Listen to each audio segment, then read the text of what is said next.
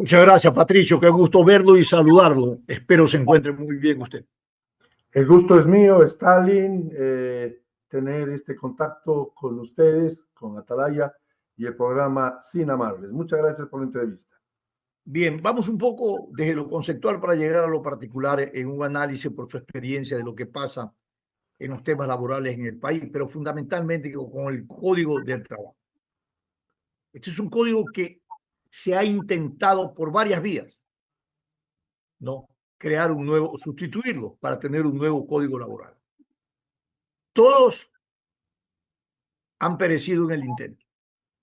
No hemos logrado tener un nuevo código laboral que se adapte a las nuevas condiciones, ¿no?, del desarrollo de los mercados, de la relación laboral, de la tecnología y de la innovación. Seguimos con un código laboral que realmente limita significativamente a la fuerza productiva activa, ¿no?, a tener oportunidades en el orden laboral, como por ejemplo las formas nuevas de contratación. Creo que el Ecuador es uno de los 5 países en América Latina, no sé si en general, en donde el contrato por hora se eliminó y donde se ha intentado a través inclusive de reformas, perdón, de consultas, generar estas reformas para crear oportunidad a un porcentaje importante de la población económicamente activa que no tiene esa relación laboral y que no tiene esa garantía de los derechos en el orden laboral. Buenos días y bienvenido, Patricio. Muchas gracias, Stalin. Suscribo sin reserva alguna lo dicho por usted, porque es verdad. Y ese código de trabajo, Stalin, data de 1938, ya son 87 años, camino a 100.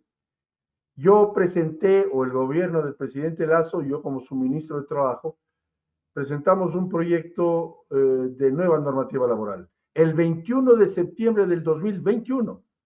Y claro, yo le dije al presidente en aquel entonces que su tramitación era de tal manera, y yo conocía y conozco muy bien cómo se tramita una ley. Estuve 8 años de legislador, 2 de ellos como vicepresidente de la Asamblea, aun cuando era legislador de oposición. Y el fracaso se dio porque la carpeta no fue abierta en el CAL. Yo fui parte del CAL 4 años, del Consejo de Administración de la Legislatura. No se aprobó el proyecto, ni siquiera su tratamiento, no se abrió la carpeta, por decirlo de alguna, o graficarlo de alguna manera. Y por supuesto quedó trunco ese deseo de tener una normativa laboral que elimine algunas torpezas que se convirtieron como tales con el pasar de los años. Doy un solo ejemplo. Quizás en 1938 estaba bien que no se permita trabajar más de 6 horas bajo el subsuelo, pero hoy, en el siglo XXI, resulta que prácticamente todos los centros comerciales del país tienen trabajo en el subsuelo, almacenes, boticas, en fin, parqueaderos. El metro de Quito funciona en el subsuelo. Y resulta que eso no se puede cambiar porque algunos señores allá en la asamblea, aquella que fue cesada. Pero hasta ahora está vigente eso. Sí, claro, está vigente. Está vigente porque algunos señores que eran parte de esa legislatura que fue cerrada con la muerte cruzada, decidieron que no es importante. Y usted ha dicho una gran verdad. La torpeza constitucional del Ecuador de prohibir el trabajo por horas. Una torpeza. Yo era presidente del Comité Empresarial Ecuatoriano cuando allá en Montecristi empezaron a hacer, entre comillas, que ya vino hecha por los españoles, el señor Viciano mandó ya hecha la Constitución de Montecristi, lo sabemos todos. Cómo será en Venezuela, cómo será en Bolivia, allá también pasó lo mismo. Y resulta que yo les dije que no pongan la torpeza de la prohibición del trabajo por horas. Y usted ha dicho bien, Stalin, es prácticamente el único país en la región, y solo hay 5 en el mundo que tienen la prohibición, y nosotros prohibición constitucional del trabajo por horas, cuando miles de ecuatorianos aún a riesgo de su vida cruzan el Darién para ir a trabajar por horas. Hay el concepto de ninis, que son los jóvenes que ni trabajan ni estudian. Yo estudié y trabajé al mismo tiempo, y vaya, Dios mediante, no me ha ido tan mal en la vida. Y resulta que ahora esto está constitucionalmente prohibido, una perfecta torpeza. Y el año pasado, cuando el presidente Noboa puso a consideración del pueblo ecuatoriano una consulta popular, yo me presenté en muchos medios de comunicación activando el trabajo por horas, que se apruebe aquella pregunta que no se aprobó porque hubo, perdón, los sindicalistas de siempre que dijeron que eso era regresivo de derechos. Lo más ¿Cuál es la relación entre los que están formalmente en una relación de dependencia de trabajo y los que no están? 70-30. Porque al final hay que legislar para esa gran mayoría que no tiene esa relación ni de beneficio de derecho en ese sentido, ni oportunidad. Así es, hay un 52% de quienes tienen de la fuerza laboral en el país que si tienen algún trabajo lo tienen por horas, pero informalmente. Y si queremos salvar a la seguridad social, al IES, al Instituto Ecuatoriano de Seguridad Social, el camino es que más gente se afilie, pues, para que haya más contribuyentes a la seguridad social. Y resulta que el 52% son informales por la torpeza que en Montecristi se estableció la prohibición del trabajo por horas. Una madre de familia que ya despacha a sus niños a la escuela o colegio tiene unas cuantas horas libres y no puede hacerlo constitucionalmente hablando porque existe aquella torpeza que quisimos eliminarla. Pero, Stalin, y lo digo con verdad, hay algunos sindicalistas, por suerte no todos, hay algunos buenos. Edgar Zarango, por ejemplo, es un buen dirigente sindical. Yo cuando ministro hablé y dialogué con todos, pero hay algunos que defendiendo su metro cuadrado de poder se oponen a una nueva normativa laboral con el concepto ese ya trillado de que es regresión de derechos. Nada es más regresivo de derechos que no tener empleo. Nada es más. Bueno, pero yo le voy a decir, usted habla de la calidad de los dirigentes en el orden laboral, usted los conoció todos, se sentó en mesa de diálogo, unos son sectarios, dogmáticos, otros no tienen una visión progresista respecto a la ampliación y democratización de estos derechos laborales, pero la clase política, ¿no? Quien hace las leyes, las aprueba, ¿no? Se deja arrinconar por las presiones de orden laborales, ¿no? Que grupos fácticos efectivamente organizados en estos sindicatos y centrales, ¿no? Ponen de manifiesto y ponen por delante para aprobación o negación de una u otra reforma. Y esa es la realidad. Vivimos en ese tirijala, ¿no? O sea, ¿cómo respondemos? No respondemos por la necesidad y la oportunidad que una ley pueda darle a muchos, no. Respondemos es porque esa ley tiene que responder a la satisfacción de la presión social del grupo determinado que ejerce esa presión. Entonces así no se puede gobernar en un país, así no se puede un país desarrollar.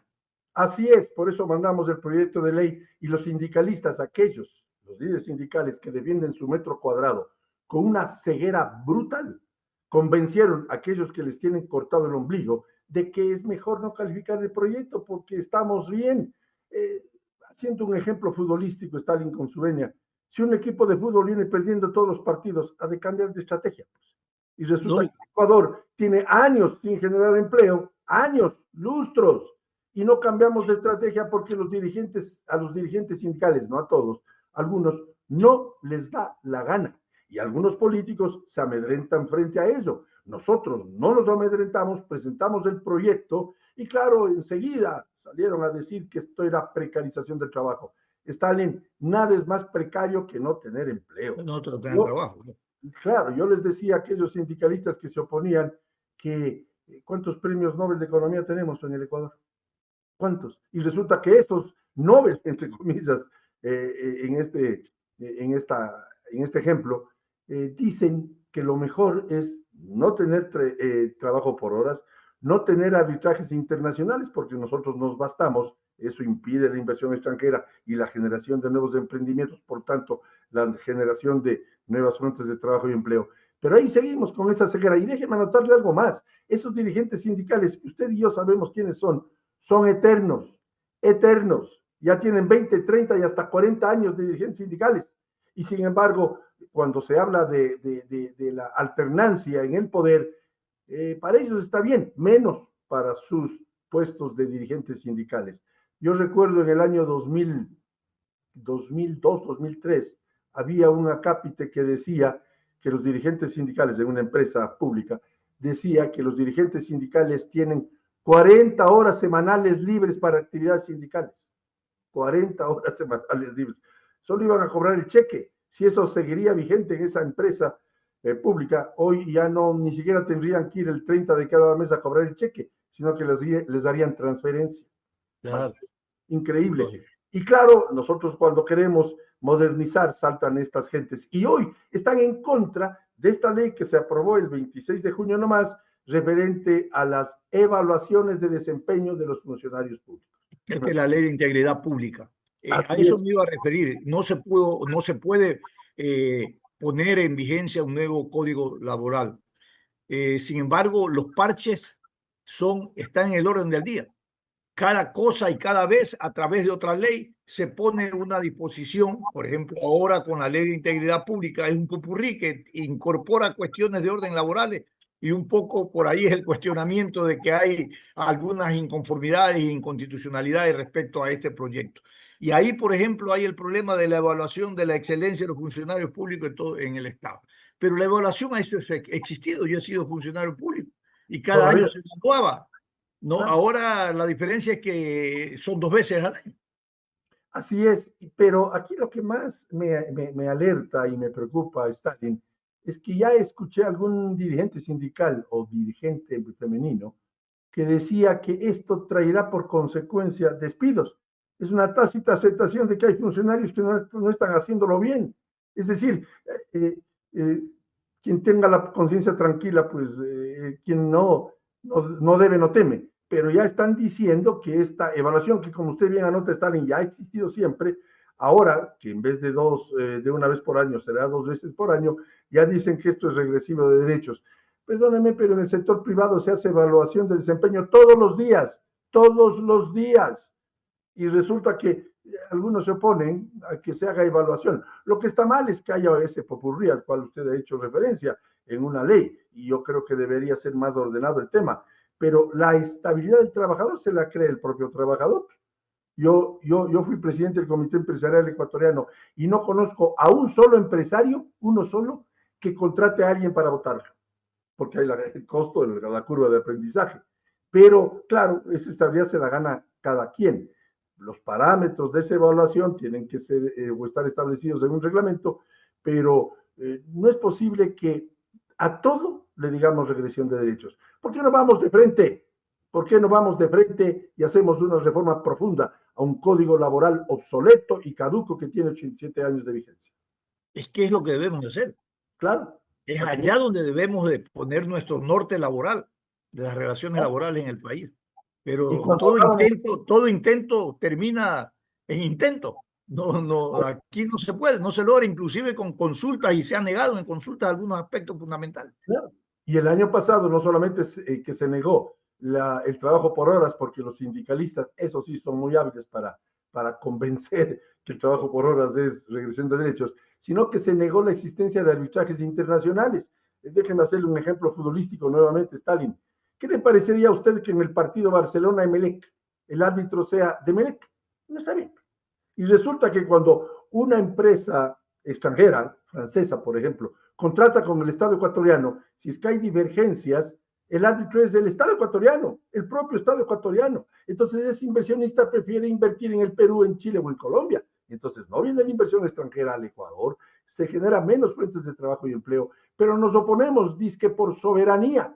Es una perfecta torpeza el que se prohíba arbitrajes internacionales, que en todo el mundo funcionan, en todo el mundo democrático y civilizado, pero aquí pusieron en Montecristi la prohibición de los arbitrajes internacionales. El Estado ecuatoriano es árbitro, juez y parte en los litigios que tenemos. Y claro, el discurso o discursillo repetitivo de esta gente es que en esos arbitrajes siempre perdemos, porque hacemos las cosas mal.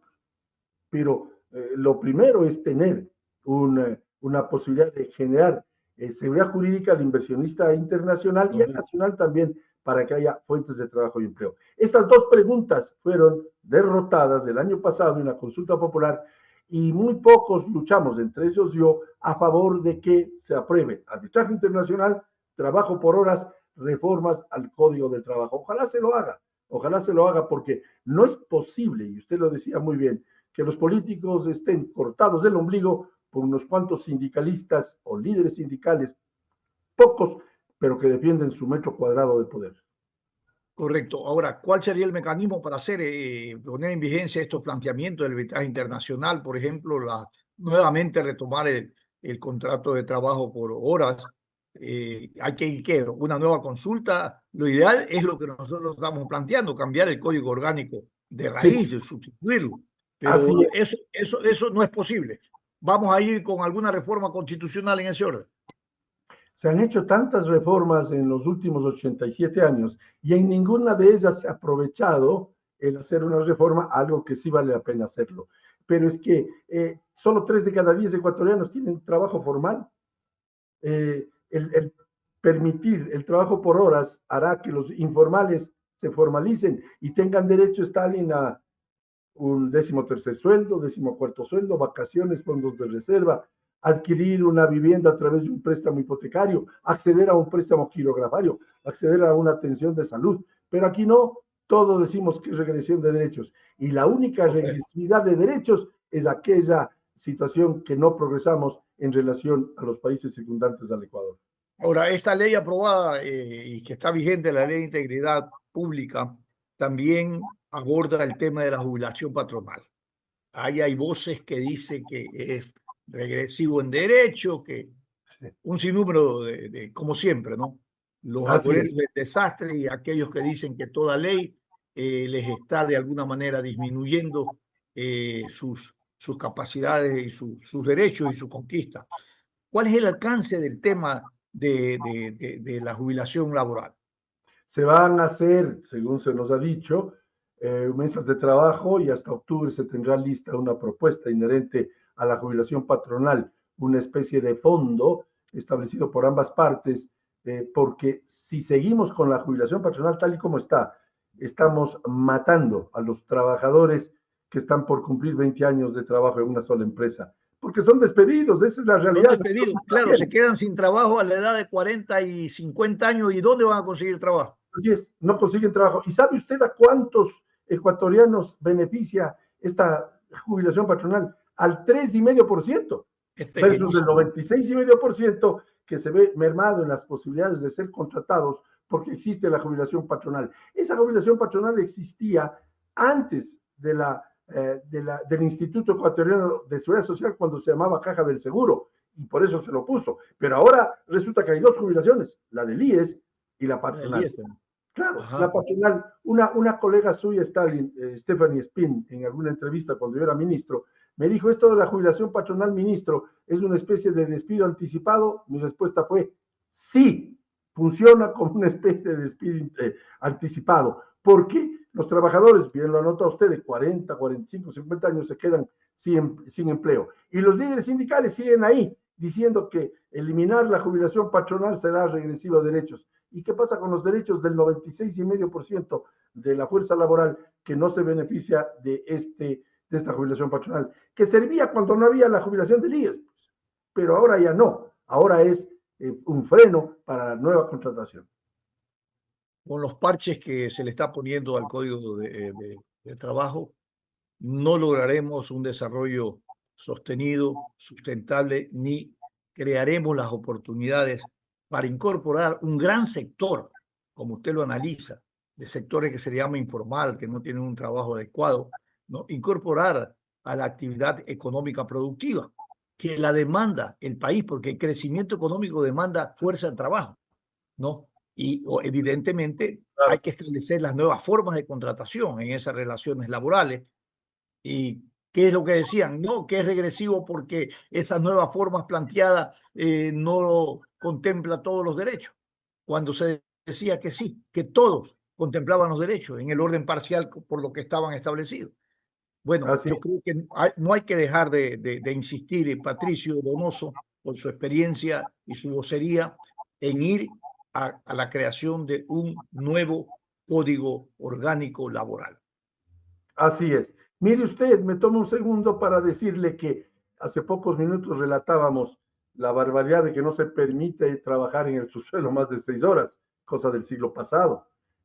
Hay otra que realmente me molesta. Cuando una funcionaria de Radio Atalaya va a dar a luz y tienen que contratar una persona perentoriamente para sustituirla, hay un 35% de recargo. porque así ordena el Código del Trabajo. Es una torpeza. Eso hace que en la práctica no se contraten nuevos trabajadores y se les recargue a quienes sí se quedan haciendo su trabajo. Pero cuando yo propuse esa reforma, pues ahí estuvieron los líderes sindicales, no todos, de siempre quejándose. Y mire, otro planteamiento que puse yo en aquel proyecto de ley. Las utilidades, por ahora ese 15% de utilidades se reparte un 10% para los trabajadores y un 5% para las cargas familiares. Pero hay una inequidad enorme porque hay muchísimos trabajadores cuyas cargas familiares ya dejaron de serlas, porque ya cumplieron 18 años, sin embargo tienen muchísimos años en la empresa. Y hay unos nuevos trabajadores muy jóvenes que tienen 2, 3 cargas familiares, pero recién entrados a la empresa. Entonces, esa inequidad hizo que muchos me pidiesen que se estableciera que el 15% se reparta completo a todos los trabajadores, no con aquello de las cargas porque producía inequidad. Es decir, hay que reformarse. La vida tiene que irse modernizando en todos los ámbitos, no se diga en el ámbito laboral, en el ámbito del trabajo. Pero ahí estuvieron algunos líderes sindicales que dijeron la torpeza de que yo estaba planteando la eliminación del pago de utilidades. No. Lo que hacía es modernizar el reparto para que sea equitativo para todos los trabajadores. El Código Laboral es fundamental para garantizar una relación laboral justa y equitativa entre empleadores y trabajadores. Su correcta aplicación es clave para fomentar el respeto mutuo y el cumplimiento de las leyes laborales vigentes. Patricio Donoso, gracias por haber estado con nosotros. Yo soy el agradecido, Stalin. Muy buenos días, muchas gracias.